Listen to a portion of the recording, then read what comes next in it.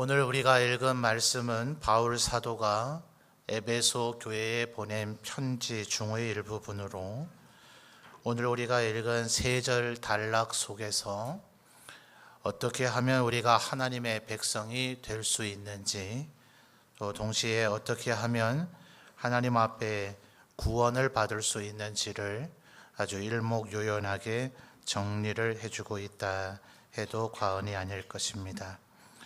먼저 20절 말씀을 보시면 너희는 사도들과 선지자들의 터 위에 세우심을 입은 자라 그랬습니다. 자, 왜 하필 사도들 그리고 선지자들이 거론이 됐을까요? 자, 같은 에베소서입니다. 4장 11절을 한번 가서 보죠. 한 장 넘기셔서 4장 11절 그리고 12절 13절을 같이 읽도록 하겠습니다. 시작. 그가 어떤 사람은 사도로, 어떤 사람은 선지자로, 어떤 사람은 복음 전하는 자로, 어떤 사람은 목사와 교사로 삼으셨으니 이는 성도를 온전하게 하며 봉사의 일을 하게 하며 그리스도의 몸을 세우려 하심이라. 우리가 다 하나님의 아들을 믿는 것과 아는 일에 하나가 되어 온전한 사람을 이루어 그리스도의 장성한 분량이 충만한 데까지 이르리니. 아멘. 자, 4장 11절 보시면 방금 전에 2장 20절에서 우리가 읽었던 사도와 선지자가 또 거론이 되고 있죠. 사실 4장 11절은 사도와 선지자들 외에도 복음 전하는 자, 그리고 목사와 교사. 그래서 신학자들은 목사와 교사를 이제 하나의 직분으로 보기도 하고 둘로 보는 신학자들도 있어서 4개의 직분 혹은 5개의 직분이 4장 11절에서 거론이 되고 있는데, 이 직분들은 전부 다 한결같이 말씀을 맡고 말씀을 가르치는 이들을 의미하고 있습니다.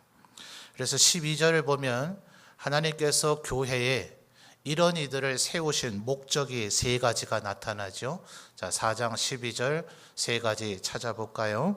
이는 첫째 뭡니까? 성도를 온전하게 하고요. 두 번째는요, 봉사의 일을 하게 하고요. 세 번째는요, 그리스도의 몸을 세우게 한다. 자, 이게 사도와 선지자를 세운 목적이다 하는 겁니다. 자, 12절의 그 3가지는 논리적인 단계로 이루어져 있다 그래요. 각각 제각각의 것이 아니라 성도들이 먼저 첫째 어떻게 돼야 된다고요? 온전하게 되어야 그 다음 뭐죠? 봉사의 일을 할 수 있다는 거예요. 자, 현대교회에서 성도들이 나름 봉사를 한다고는 하는데 일꾼들이 때로는 지치고 봉사일을 하려고 모여서는 오히려 갈등과 다툼이 일어나고 열심히 한다고 지는 다 빠졌는데 열매가 별로 없게 되는 그런 일들이 왜 일어나는가? 그것은 바로 온전하게 되는 이 노력을 게을리한 채 봉사에만 몰두해서 그렇다. 순서는 뭐예요? 온전하게 된 사람들이 봉사를 해야 손발이 착착 맞고 쓸데없는 갈등이나 다툼이 일어나지 않고 하나님의 은혜로 열매가 풍성하게 맺게 된다. 뭐 봉사 열심히 하시는 분들 오늘부터 그만하라 그런 얘기 아닌 거 아시죠? 그러니까 원래 본질이 뭔가 내가 온전하게 되고자 하는 그 노력이 병행되지 않은 채 봉사를 너무 힘쓰다 보면 되는 것도 없고 힘만 들다 이 얘기입니다. 자, 그럼 봉사일을 우리가 왜 해야 되는가? 세 번째 단계가 뭡니까? 그것을 통해서 결국 그리스도의 몸이 세워진다 말이에요. 자, 그리스도의 몸이 뭡니까? 바로 지금 우리 모여있는 교회죠, 교회. 바로 이 사도들과 선지자들은 바로 이것을 위해서 있는 것입니다. 자, 그런데 12절에 첫 번째 단계가 뭐라 그랬죠? 이는 성도를 뭐 하게 돼요? 온전이라고 하는 단어가 나타났죠. 이 온전이란 단어가 13절에 그대로 또 나타납니다. 13절 이어서 볼까요?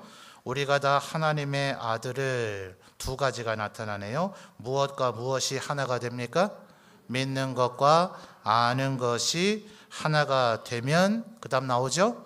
온전한 사람을 이루게 된다.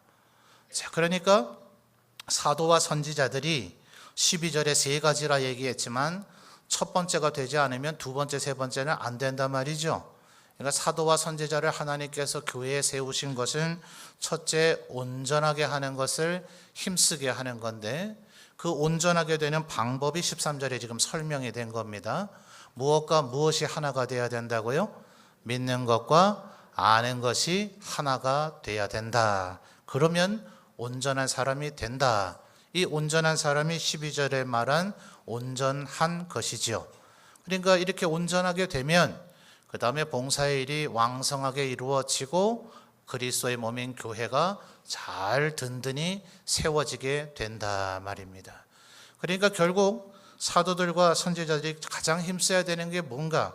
13절에 이제 믿는 것과 아는 것이라 얘기했는데, 다시 앞장으로 넘어와서요, 에베소서 2장 8절을 한번 보죠. 8절과 9절, 여러분 2장 8절과 9절을 여러분이 읽어주시기 바랍니다. 시작.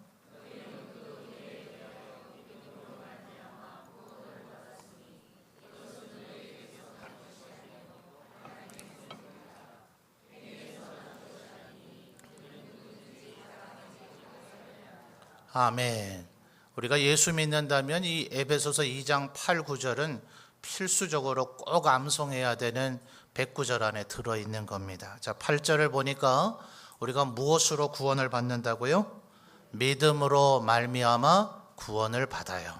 그럼 이 믿음을 우리가 얻어야 되겠는데, 믿음 얻어낼 자간이나 방법이 있습니까?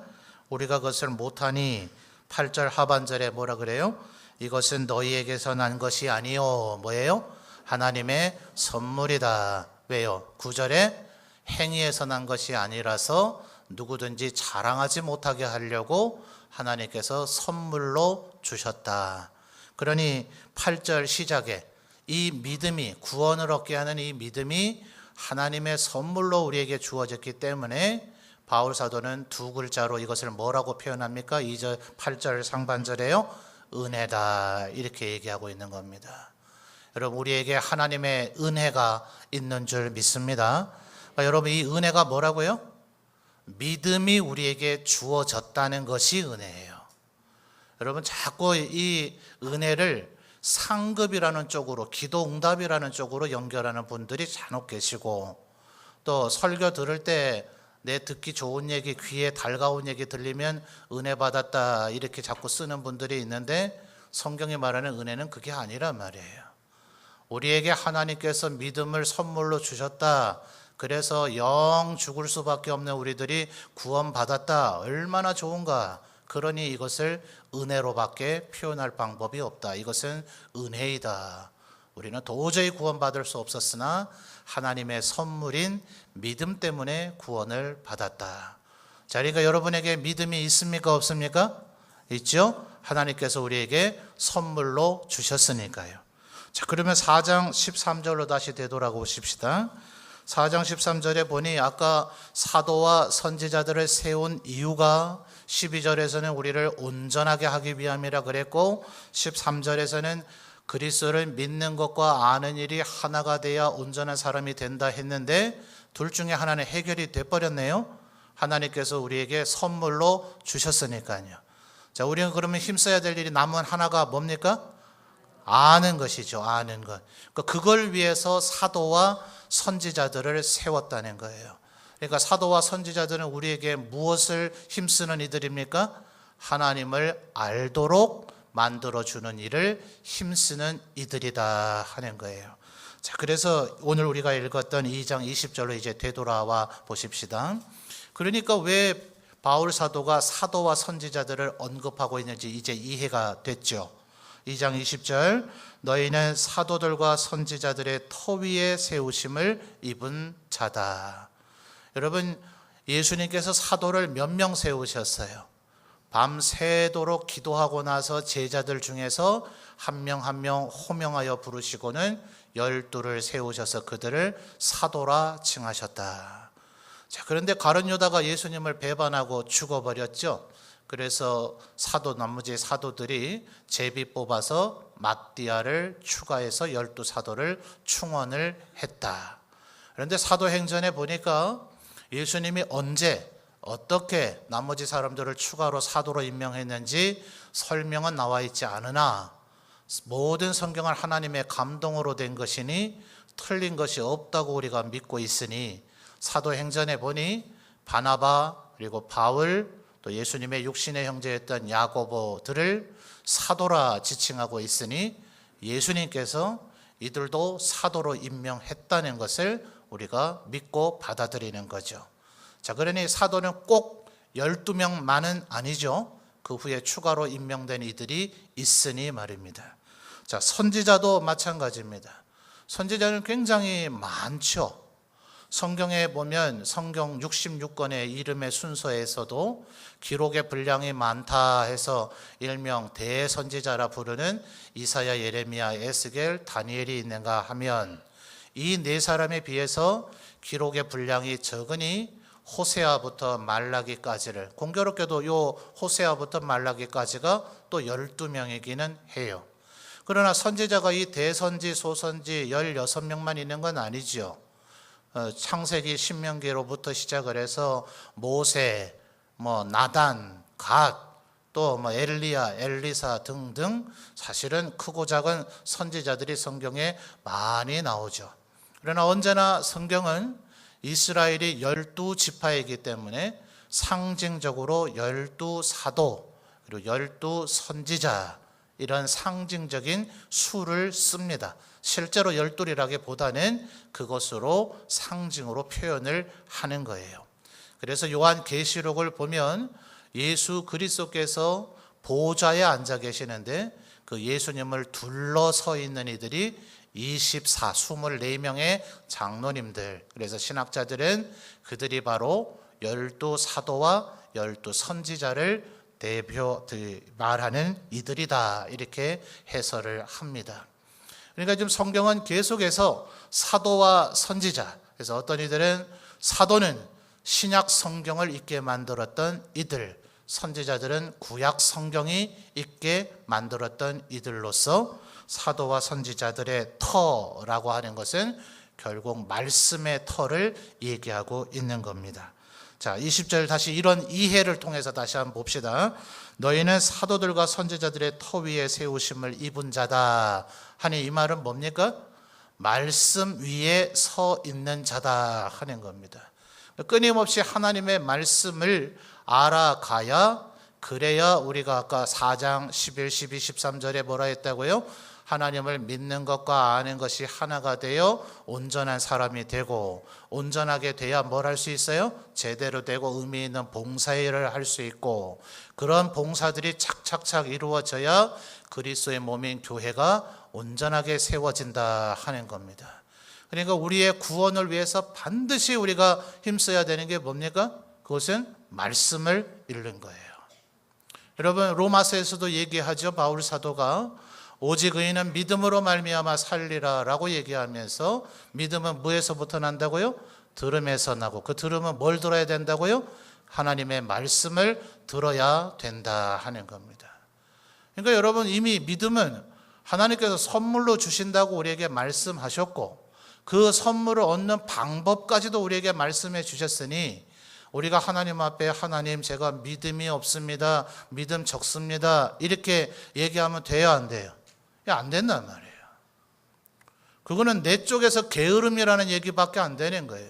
하나님께서 그냥 사람 봐가면서 내가 믿음 주겠다, 네가 나에게 얼마나 강청하고 간구하고 사정하는지 봐서 내가 믿음 주겠다 이러면 하나님 앞에 울며 불며 주님 내게도 믿음 주옵소서, 내 믿음이 적습니다 이래야 되지만, 하나님께서 그렇게 얘기하지 않으셨단 말이에요. 지금 선물로 내가 너에게 주리라, 말씀을 읽고 들으면 믿음이 생겨나게 되리라 얘기하셨으니 이제 남은 건 우리 숙제예요. 그러니까 하나님의 아들을 아까 4장 13절 믿는 것과 아는 것이 하나가 되어야 된다는 이 말은 다른 얘기를 하고 있는 것 같으나 사실은 온전하게 되는 양면성을 얘기하고 있는 거예요.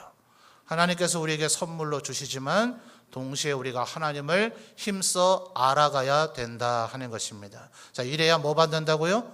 이래야 우리의 구원이 확고하게 확정되어진다라고 이야기하고 있는 것입니다. 사랑하는 성도 여러분, 하나님의 말씀을 더욱더 부지런히 읽고 묵상하는 우리 성도님 되시기를 주님의 이름으로 축원합니다.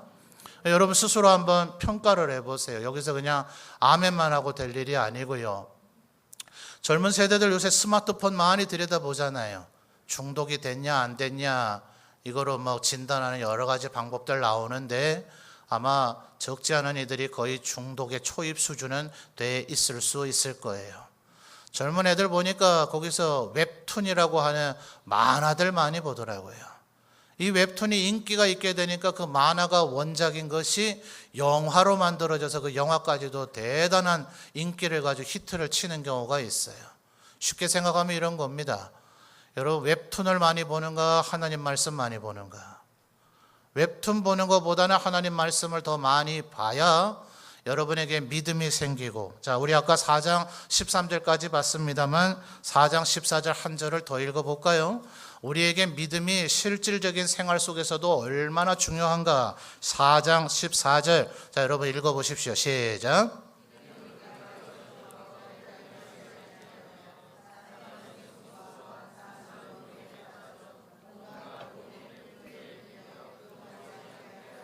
아멘. 자 4장 14절은 말씀을 읽지 않아서 온전한 사람이 되지 못한 사람이 어떤 형편에 처하게 되는가를 얘기해 주고 있는 거예요. 첫째 뭐예요? 어린아이 같이 군단 말이에요. 어린아이가 어린아이 같이 굴면 이쁘죠? 지금 어린아이 얘기하는 게 아니에요. 어른이 애같이 군단 말이에요. 얼마나 우스꽝스럽겠어요. 믿음이 없으면 말씀 부지런히 읽지 않으면 여지없이 이런 형편에 처하게 된다 하는 겁니다. 사람의 속임수에 아주 잘 빠집니다. 간사한 유혹에도 빠져요. 온갖 교훈의 풍조에 밀려가지고 요동을 치기 때문에 믿음이 있는 건가 없는 건가 이런 처지에 처하게 된단 말이에요. 뭐 하지 않으면요? 말씀 읽지 않으면요. 그러니 여러분 이 말씀이 우리에게 얼마나 중요한가. 하나님의 말씀을 늘 부지런히, 자 우리 어르신들은 나는 웹툰이 뭔지도 모른다. 오늘 목사한테 처음 들었다. 여러분들은 드라마는 어떠세요? 우리나라 이 한국은 드라마의 왕국이다 이렇게 불려질 정도로 다른 나라에다가 드라마 팔아서도 돈도 많이 벌어들이더라고요. 혹시 여러분 시간 정해놓고 보는 드라마는 없습니까? 한 10분, 20분, 30분 전부터 온 가족을 조용히 하라. 지금 드라마님이 하실 때가 되었느니라.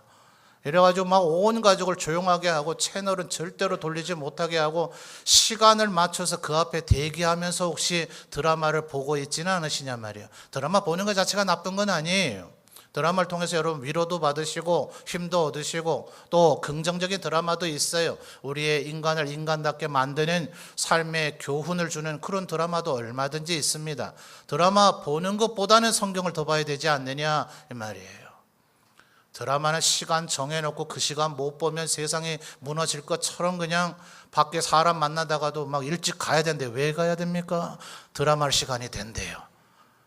이 정도의 정성은 가지고 하나님 말씀을 읽을 때 그 사람이 하나님의 백성이다. 지금 바울 사도는 그런 맥락에서 이야기를 하고 있는 겁니다. 자, 이어지는 말씀을 볼까요? 상반절을 읽었는데요. 20절 하반절에는 그리스도 예수께서 친히 모퉁이 돌이 되셨다.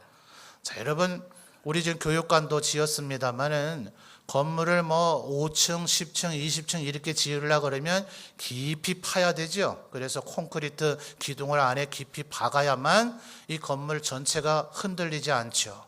근데 고대에는 그런 건축술이 아직 안 돼 있죠. 장비도 없고 콘크리트도 아직 없던 시절이니까 기껏 하는 게 뭡니까?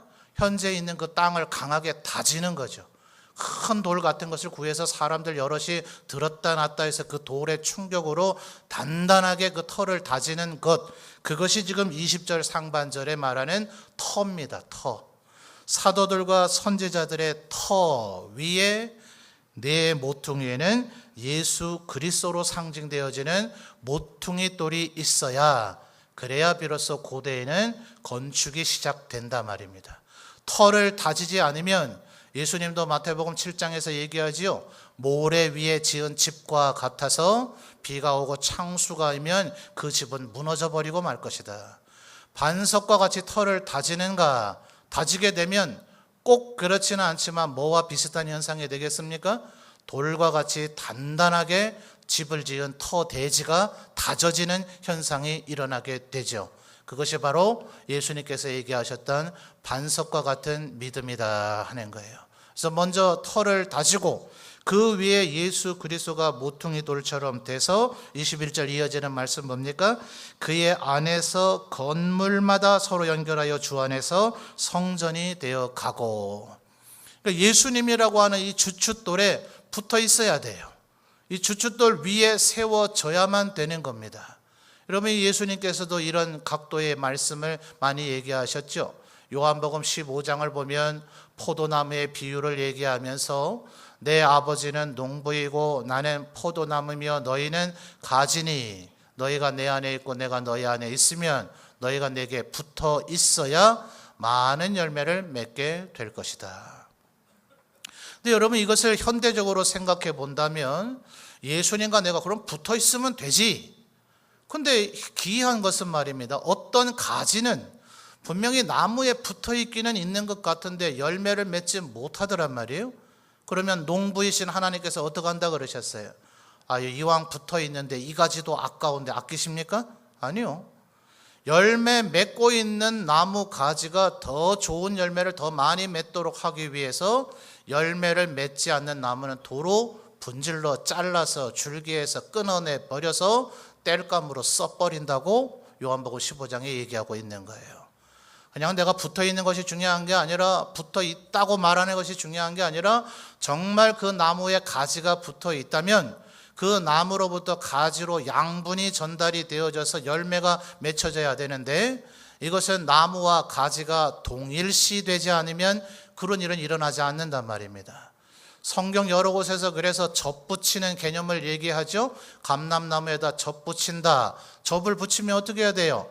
원래의 뿌리가 있는 그 부분과 그 위에 접을 붙인 것이 서로 일치가 되어져야 하나의 나무인 것처럼 양쪽의 특성과 강점을 가진 나무로 자라나게 되는 거지, 서로가 동일성을 갖지 못하면 그 위에 접 붙여진 부분은 죽어버린단 말이죠. 현대의학적으로 말하면 이것은 마치 장기를 이식하는 것과 같습니다. 아무 몸에나 아무 장기나 갖다 막 수술할 수 없죠.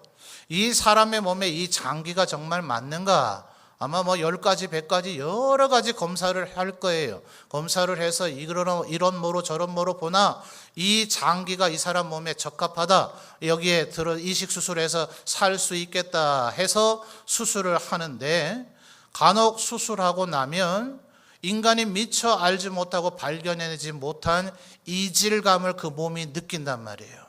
그러면 그 장기가 내 몸의 일부라고 여기지 않고 외부에서 침입한 침입으로 여겨지기 때문에 적혈구, 백혈구 중에 뭡니까? 그게 막 그 장기를 공격한단 말이에요. 그러면 그 장기는 아무 기능을 하지 못하고 사람은 목숨을 잃거나 다시 그것을 제거해 버려야 되는 사태에 도달한다, 이 말입니다. 그러니까 예수 그리스도를 모퉁이 돌로 해서 그 위에 지어진다 하는 것은 예수님 위에 그냥 뚝딱뚝딱 지어지면 되는 것을 의미하는 게 아니에요. 다른 곳에서 예수 그리스도는 우리의 머리가 되시고 우리는 그의 몸이 된다 했으니 이 장기 이식의 비유와 너무나 적합하죠. 서로가 온전히 하나로 여길 만한 일체감이 있어야 된단 말이에요. 우리가 예수 그리스도를 완전히 닮아야 되는 거죠. 근데 어떻게 닮아가겠어요? 예수님을 알아야죠. 예수님이 무슨 생각을 하고 계신지, 무슨 말씀을 하셨는지, 나에게 뭘 원하는지 그거를 철두철미하게 알아갈 때, 그때야 비로소 우리가 예수 그리스도를 주춧돌로 해서 그 위에 지어진 건물이 된단 말이에요. 그렇지 않으면 이질감을 느껴서 그 건물은 허물어져 버리고 말 것이다 하는 거예요. 그러니까 똑같이 무엇을 얘기하고 있습니까? 하나님의 말씀을 통해서 예수 그리스도를 더욱더 깊이 알아갈 것을 얘기하고 있는 겁니다. 자, 22절 또 이어서 볼까요? 22절 여러분 한번 읽어 주십시오. 시작.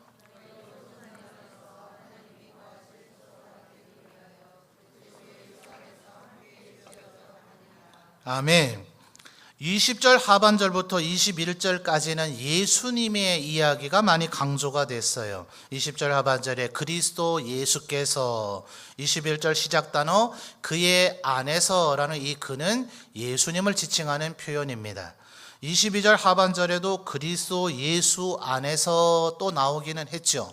그러나 22절의 특징적인 표현은 첫 단어들 가운데 성령 안에서가 나오고 있는 겁니다. 자, 성령 안에 거한다 하는 것은 결국 성령의 다스리심과 지배를 받고 성령의 충만함을 받게 되는 것인데, 우리는 성령 행전이라는 별명을 갖고 있는 사도행전을 통해서 어떻게 하면 성령 충만을 받게 되는지를 이미 여러 차례 살펴본 바가 있습니다. 합심하여 모여 하는 간절한 기도, 하나님의 말씀을 깊이 묵상할 때에, 또 하나님 앞에서 사역을 힘있게 감당할 때에 하나님께서는 그때마다 우리를 성령 충만하게 해 주신다. 그러니 성령 안에 거하는 방법 또한 뭡니까? 결국은 하나님의 말씀을 알아가는 것으로 바울 사도는 이야기를 하고 있어요. 근데 사실 20절에서부터 22절까지는 너무나 간략하게 지금 정리가 되어 있는 듯이 보이죠. 왜냐하면 에베소서 1장이 이미 있었기 때문에 그렇습니다. 우리야 지금 편의상 시간 관계 때문에 2장 20절에서 22절만 딱 떼서 그것을 읽고 지금 설명하고 있으나, 최초의 에베소 교인들은 이 편지를 받고 1장부터 읽어왔겠죠? 그랬겠죠? 자, 그럼 1장을 보면 바울 사도가 지금 이렇게 우리의 구원에 받는 방법을 간략하게 설명한 것이 아니라 상세하게 설명한 것이 있단 말입니다. 자, 1장으로 거슬러 가서 보십시다. 1장 3절에서부터 14절까지는 바로 삼위일체 하나님께서 우리가 어떻게 해야 구원받는지를, 우리가 구원받게 하시기 위해서 세 분이 어떤 일을 하셨는가를 설명해 주고 있어요. 3절에서부터 6절까지는 성부 하나님께서 하신 일입니다. 7절에서 12절까지는 성자 예수 그리스도께서 하신 일이고요. 13절에서 14절까지를 성령님께서 하신 일입니다. 이렇게 빨리 말할 줄 알았으면 얼른 펜 꺼내서 체크할 걸 그랬다, 그렇죠? 놓치신 분들 너무 염려하실 필요 없어요. 3절에서부터 14절까지를 읽다 보면 같은 문장이 나오는 것들이 있습니다. 6절을 보시죠. 이는 그가 사랑하시는 자 안에서 우리에게 거저 주시는 바, 그 다음 같이 읽을까요? 그의 은혜의 영광을 찬송하게 하려는 것이라. 12절입니다. 이는 우리가 그리스도 안에서 전부터 바라던, 같이 읽을까요? 그의 영광의 찬송이 되게 하려 하심이라. 14절, 이는 우리 기업의 보증이 되사 그 얻으신 것을 속량하시고, 같이 읽습니다. 그의 영광을 찬송하게 하려 하심이라. 아멘. 자, 여러분 댁에 가서 다시 읽어보시면 요 같은 문장이 반복되고 있다는 걸 찾을 수 있겠죠. 그래서 3절부터 6절까지는 누가요? 성부 하나님께서. 7절부터 12절까지는 누구요? 성자 예수 그리스도께서. 13, 14절은 누가요? 성령님께서 우리를 구원하시기 위해서 어떤 일을 하셨는가를 이미 바울 사도는 아주 상세하게 설명을 했습니다. 그래서 2장 20에서 22절은 그렇게 구체적인 설명을 할 필요가 없이 방금 우리가 살펴본 대로 압축해서 설명을 하고 있단 말이에요. 그래도 충분하니까. 자, 그런데 우리는 1장을 또 까먹으신 분들도 있고 오랜만에 보는 분도 있고 또 더러는 오늘 생전 처음 보는 분도 있을 테니 한번 핵심만 짚어보죠. 1장 4절을 한번 보겠습니다. 1장 4절, 성부 하나님께서는 우리를 위해서 무슨 일을 하셨는가? 4절, 5절 여러분 읽어주세요. 시작.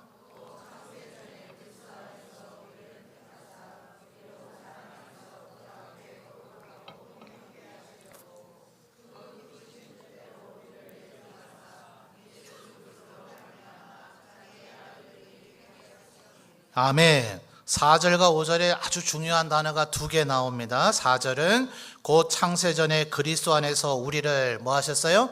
택하사. 5절에서 그 기쁘신 뜻대로 우리를 뭐 하셨습니까? 예정하셨습니다. 창조도 하시기 전에 우리를 구원해야 되겠다. 온 인류 가운데서 여기 있는 우리 성도들을 선택하셔서 구원하겠다고 예정하셨단 말입니다. 누가요? 성부 하나님께서. 자, 7절 넘어가 보죠. 7절 읽겠습니다. 시작. 우리는 그리스도 안에서 그의 은혜의 풍성함을 따라 그의 피로 말미암아 속량 곧 죄사함을 받았느니라. 아멘.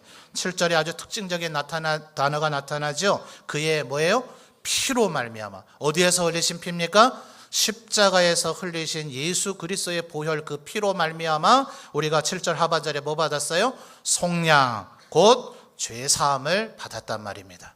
그러니까 예수님 우리 위해서 하신 일이 뭡니까? 십자가에서 우리 대신 죽으심으로 우리를 속량하시고 죄사함을 받게 해 주셨다. 그런데 말이에요, 예수님을 믿지 않는 사람들도 세계사 공부만 열심히 했으면 먼 옛날 팔레스타인 땅에서 예수라고 하는 사람이 십자가에 달려 죽었대더라, 이 사실은 충분히 알 수 있어요. 예수님만 십자가에 달려 죽으신 것이 아니라 예수님 전후에 로마 제국 통치 시기에 수많은 사람들이 십자가에 달려 죽었습니다. 그 수많은 사람들 중에 한 명인데 뭘 어쩌란 말이에요. 그러니까 예수님이 십자가에 달려 죽으셨다는 사실을 지식적으로 아는 사람은 구원에 이르지를 못해요. 13, 14절을 보니까 이제 비로소 성령님께서 우리 안에 역사를 하실 때 그 대속이, 속량이 그것이 우리의 것이 된단 말입니다. 14절을 보면 이는 우리 기업의 보증이 되사 그 얻으신 것을 뭐예요? 속량하시고, 이미 7절에서 나왔던 단어가 또다시 나오고 있죠. 예수님이 행하신 그 속량이 성령님께서 우리 안에서 역사하실 때 그것이 비로소 나의 것이 되도록 적용되게 해주신단 말입니다. 자, 그런데 13절을 보면 또 중요한 특징적인 단어가 나타나는데, 그 안에서 너희도 진리의 말씀 곧 너희의 구원의 복음을 듣고 그 안에 또한 믿어 약속의 성령으로 뭐예요? 인치심. 하나님께서 우리는 너는 내 것이다 하면서 도장을 찍어 놓는단 말이에요. 자, 우리 한국 정서에서는 이게 무슨 말인가 좀 혼동이 될 수 있는데, 서양에서는 가축을 많이 키우잖아요.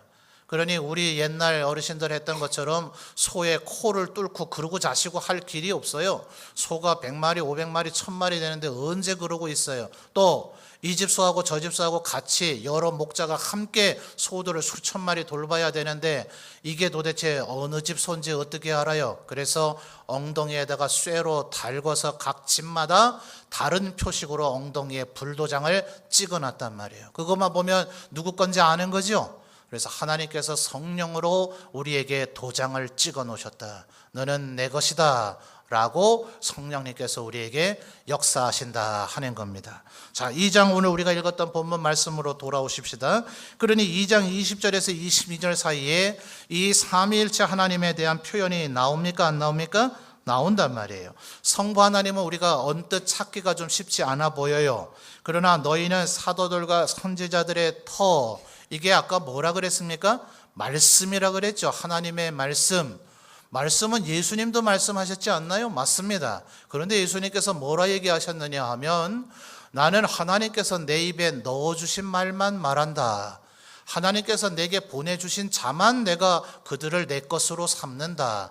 나의 모든 것은 다 아버지 하나님의 다스림과 통제 아래 있다 라고 예수님께서 친히 말씀하셨단 말이에요. 그러니 이 하나님의 말씀은 곧 예수님의 말씀이요 성령님의 말씀이지만, 의미적으로 가장 권위가 있는 것은 결국 성부 하나님의 말씀을 얘기하고 있는 거예요. 그래서 20절 상반절은 성부 하나님, 20절 하반절과 21절, 22절 일부까지도 성자 예수 그리스도, 그리고 22절엔 누가 나타났다고요? 성령님을 언급함으로써 바울 사도는 다시 한번 우리가 구원을 받는데 이 삼위일체 하나님이 우리에게 역사하시고, 우리는 이 하나님과 긴밀해지고 같아지고 그 터 위에 세워진 것처럼 일치성을 갖게 돼야 구원의 자리에 이르게 된다 하는 거예요. 자, 1장 4절로 한 번만 다시 되돌아가서 보십시다. 1장 4절에 하나님께서 창세전부터 우리를 택하실 때 그의 목적을 우리에게 말씀하셨는데, 4절 곧 창세전에 그리스도 안에서 우리를 택하사 우리로 사랑 안에서 그 앞에 두 가지요. 뭡니까? 거룩하고 흠이 없게. 여기서 말하는 이 흠이 뭘까요? 간혹 우리 살다 보면 우리 몸에 이런저런 다쳐가지고 흉터가 생기는 경우가 있죠. 그 정도일까요? 얼마나 큼직합니까? 근데 다이아몬드 반지는 어때요? 여러분의 손가락에 낀 다이아 반지는 굉장히 작죠? 자연산 다이아는 그렇게 큰 캐럿을 만들 수 있는 다이아 광석이 발견되지를 잘 않아요. 그러다 보니 사람들은 누구라도 다이아 반지 가지고 싶고 큰 거 가지고 싶고 하니 모조품으로 만들어낸 게 뭡니까? 큐빅이죠, 큐빅. 근데 우리 사람의 눈에는 여기에 만약 흠이 있다면 가격이 형편없이 떨어지게 될 것인데 우리 일반인의 눈에는 육안으로 보이지 않습니다. 전문가들이 거의 아주 큰 돋보기나 현미경 수준 되는 것으로 들여다봐야 이것이 자연산 다이아몬드네, 아이고 아니네, 큐빅이었네, 아이고 여기에 따듬다가 생겼는지 사용하다 생겼는지 흠이 있네, 이거 가격 많이 못 쳐줍니다. 이렇게 된단 말이에요. 그 흠이 우리의 눈에 보입니까? 안 보입니까? 안 보여요, 안 보여요. 정밀한 사람들의 눈에만 겨우 보일 정도의 작디 작은 티끝, 그것이 바로 이 1장 4절에서 의미하는 흠이란 말이에요. 자, 여러분 이제 말씀 읽어야 할 동기부여가 충분히 됩니까? 만약 예수님께서 여러분이 예수님의 몸에 붙어 있고자 예수님 제발 나를 예수님 몸에 붙어 있게 해주세요, 저 붙을래요 이러고 있는데 예수님, 우리의 머리 대신 예수님이 보니까 예수님의 형질과 너무나 달라요. 장기 이식해도 다르게 느끼면 어떻게 한다고요? 적혈구, 백혈구가 공격해버린단 말이에요. 그 몸에서 결국 다시 제거되어져 버려야 된단 말이에요. 포도나무에서 열매를 맺지 못하면 그 가지는 도로 부러뜨려서 땔감으로 써버리고 만단 말이에요. 그러니까 우리가 예수 그리스도를 알아가야 되죠. 예수 그리스도를 닮아가야 되죠. 끊임없이 내가 오래 예수 믿었다, 신앙생활 오래 했다, 나는 이제 구원받았다, 천만의 말씀요. 여러분을 봤을 때 사람들이 당신 교회 다니는군요, 하나님 백성이군요, 하나님의 영광이 당신에게서 느껴지는걸요, 하나님의 향기가 당신에게 느껴집니다, 당신은 소금 같습니다, 빛 같습니다, 이런 얘기를 듣고 계시냐 말이에요. 주님이 우리에게 믿음이 있다면, 너가 내 백성이라면 세상은 너를 힘들게 할 거다, 나를 힘들게 했으니 너희도 힘들게 할 것이다, 우리한테 그러냐 말이에요. 우리가 말하고 떠버리지 않아도 그들이 우리가 하나님의 백성 그리스도의 몸인 것을 알아보게 될 것이다 라고 주님은 여러 곳에서 얘기하잖아요. 마태복음 5장에서도 너희는 마치 산 위에 있는 동네와 같아서 절대로 감춰질 수 없을 것이다. 누구도 등불을 등경 위에다 두지 말 아래에 두지 않는다. 이와 같이 너희 빛을 온 세상에 비치게 하라. 우린 절대로 감춰지지 못한단 말이에요. 그래서 세상 사람들이 오히려 이 사람 하나님 백성이 맞다 라고 인정할 수준이 돼야 그 사람 안에 믿음이 있구나라고 보여지게 된단 말이에요. 여러분, 두렵고 떨림으로 우리의 구원을 힘써 이루어 가시는 여러분 되시기를 주님의 이름으로 축원합니다. 삼위일체 하나님께서는 창조 전부터 우리 구원을 위해서 열심을 내고 계세요. 하나님의 열심히 이를 이루시리라. 하나님이 이렇게 열심 내고 계시는데 우리도 열심 좀 내야 되지 않겠어요? 그냥 가만 앉아서 주님 나를 구원해 주옵소서 이러고만 있어서는 안 된단 말이에요. 주님을 더 알아가려고 하고 말씀을 읽고 그러는 과정 속에서 우리의 믿음이 생기고 그 믿음이 반석과 같이 단단해져서 사도와 선지자들이 세운 터와 같아져서 그 위에 있는 그리스도의 모퉁이 돌에 우리가 세워져서 건물이 되어져 간단 말입니다. 바울 사도가 그 얘기를 하고 있는 거예요. 하나님을 알아가기를 더욱더 힘쓰라는 얘기입니다. 그런데 1장에서는 없던 얘기가 오늘 우리가 읽은 2장 20에서 22절 사이에서는 나온단 말입니다. 삼위일체 하나님의 얘기만 나오는 것이 아니라 21절 보십시오. 그의 안에서 건물마다, 그 다음 무슨 단어가 나오죠? 서로 연결하여서 주 안에서 뭐가 됩니까? 성전이 되어 가고 라고 얘기하고 있어요. 그러니 건물마다 서로 연결하여, 이것은 조건입니다. 반대로 부정해서 읽어볼까요? 21절 다시 보세요. 그의 안에서 건물마다 서로 연결되지 않으면 주 안에서 성전이 돼요? 안 돼요? 안 된다는 의미의 문장이란 말이에요. 그런데 서로 연결이라는 것은 혼자 하는 겁니까? 2명 이상을 얘기하는 겁니까? 2명 이상을 이미 얘기하고 있는 거죠.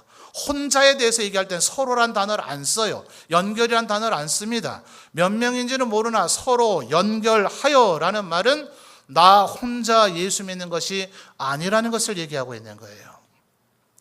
그러니까 우리 전 세대 목사님들이 조금 잘못 말씀하신 부분이 있어요. 오죽하면 그렇게 얘기하셨겠습니까마는 교회 다닐 때 사람 보고 다니면 안 된다. 그럼 시험 든다. 오직 하나님만 바라보고 예수 믿어야 된다. 그게 논리적으로 말이 안 되는 얘기란 말이에요. 혼자 예수 믿으면 구원의 자리에 이르지 못한다. 성전이 되어져 가지 못한다라고 얘기하고 있어요. 서로 연결되어져야 된다고요. 여러분 혼자 예수 믿는 게 가능합니까? 여러분이 혼자 예수 믿으려고 그러면 지금 예배당 없잖아요. 여러분 혼자 이거 지으실 수 있겠어요? 누군가 함께 이 예배당을 지었기 때문에 지금 여기서 우리가 예배 드릴 수 있는 거예요. 여러분 혼자 예수 믿을 것 같으면 설교자, 목사가 없잖아요. 어떻게 하나님의 말씀을 이해하실 거예요? 여러분이 혼자 예수 믿고자 하면 여러분 앞에 번역하고 인쇄해 놓은 성경책이 있을 수가 없잖아요. 여러분이 혼자 예수 믿을 것 같으면 작사하고 작곡한 찬송가가 단 하나도 없을 거 아니에요. 애초부터 신앙이라는 것은 혼자 믿을 수가 없었던 거예요. 여러분 편한 길로 돌아가려고 하지 마십시오. 이 수많은 군중 가운데서 내 혼자 알아서 똑바로 예수 잘 믿으면 되겠거니 천만의 말씀이요. 그 신앙을 신앙이라고 인정하지 않는다고요. 건물마다 서로 연결하여서 주 안에서 성전이 되어 가고 라고 얘기하고 있어요. 되었어요? 안 되었어요? 마지막 단어 성전이 되었어요? 안 됐어요? 되어 가고 라고 얘기하고 있어요. 22절도 보십시오. 너희도 성령 안에서 하나님이 거하실 처소가 되기 위하여 그리스도 예수 안에서 또다시 특징적인 단어가 나오죠. 함께 지어졌느니라 그랬습니까? 아니죠. 함께 지어져 가느니라. 헬라 원어와 이것을 번역하고 있는 영미권 우리 한글 단어에서는 이것이 두드러지게 나타나지 않으나 진행형입니다. 진행형. 최초의 에베소 교인에게 바울 사도가 이 편지를 보냈던 2000년 전에도 지금 여전히 지어지고 있는데 지금도 여전히 지어지고 있어요. 교육과는 다 지어졌으나 우리는 여전히 지어져야 돼요. 20년 전에 30년 전에 혹은 5년 전에 어제 여러분이 지어진 거 아니란 말이에요. 여전히 우리는 진행형이에요. 지금도 지어져 가야 되는데 혼자 지어지는 것이 아니라 건물마다 서로 연결해야 되고 마지막 22절 마지막 단어는 뭐예요? 함께 지어져 가야 된다고. 절대로 혼자서 지어질 수가 없는데 우리가 지어야 되는 그 건물을 뭐라고 부르고 있습니까? 21절 하반절에서는 무엇이 되어가고요? 성전입니다. 22절에서는 뭐라고 얘기합니까? 너희도 성령 안에서 뭐예요? 하나님이 거하실 처소. 자, 여러분 하나님 거하실 처소가 뭡니까? 그게 성전이죠.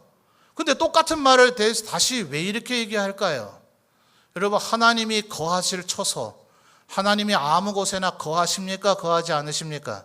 거하지 않으십니다. 하나님이 거하시게 되는 것은 거룩합니다. 모세가 호렙산에서 하나님을 떨기나무 가운데서 만나게 될 때에 하나님 뭐라 얘기하십니까? 내가 서 있는 이 땅은 거룩하니 발에서 신을 벗으라. 모세가 두려워서 신을 벗고 얼굴을 손으로 가리더란 말이에요. 여러분 신약시대에도 구약시대 성막 회막 때에도 지성소 안에는 대제사장밖에 못 들어가고 성소 안에는 제사장까지만 들어가지만 레위인조차도 들어가지 못한다. 성전뜰에는 레위인은 들어가나 일반 12지파 사람은 들어가지 못한다. 남자들은 들어가게 해줄지라도 여자들은 들어가지 못한다. 이방인은 들어가지 못한다. 왜냐하면 중앙 집중되어지는 부분으로 가면 갈수록 하나님이 거하시는 처소의 거룩성이 강화되어지기 때문에 거룩하지 않은 이가 그곳에 접근하면 그 자체만으로 이미 죽는다. 우리가 하나님이 거하실 처소가 끊임없이 되어져 가야 된단 말이에요. 내가 이제 예수 믿었다, 교회 등록했다, 내가 교회 직분 받았다, 끝! 나 이제 구원 받았다가 아니라 우리가 예수님께서 너 장기 이식을 하긴 했는데 영 내 몸이 아닌 것 같은데 너 내게 붙어있긴 하지만 열매를 안 맺는 가지인 것 같은데 이렇게 쳐내지 않으시도록 우리들이 서로 연결해서 함께 지어져 가야 된단 말이에요. 여러분 앞뒤 좌우에 있는 분들이 계신 게 얼마나 고마운지 몰라요. 여러분 무인도에서 여러분 혼자 있다고 한번 생각해 보세요. 여러분의 마음에 하나님께서 은혜를 충만히 주셔서 사랑하고자 하는 마음이 생겼어요. 자비하고자 하는 마음, 친절하고자 하는 마음, 양선의 마음이 여러분의 마음속에 생겼어요. 그런데 둘러보니까 아무도 없어요. 도대체 누구한테 사랑을 해볼 거예요?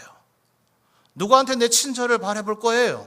누구한테 내가 그를 섬겨볼 겁니까? 그래야 내가 예수님을 닮을 건데 예수님 내 안에는 주님이 주신 은혜로 사랑과 자비와 양선이 가득 넘쳐요. 그런데 예수님 아니야, 난 네가 하는 걸 한 번도 본 적이 없어.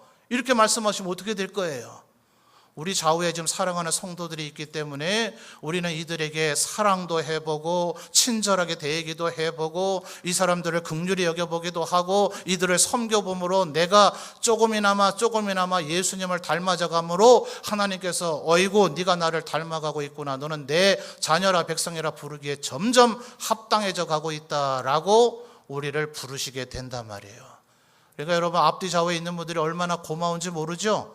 우리 지난 시간에 부부관계에 대해서 얘기하는 것처럼 바라기만 하면 다툼과 갈등밖에 없어요. 근데 애초부터 결혼의 목적이 뭔가 어떠하든지 돕고 섬기는 자가 되기 위해서 결혼을 했다면 내가 더 돕지 못하는 게 한이죠. 내가 더 섬기지 못한 게 나를 자책해야죠.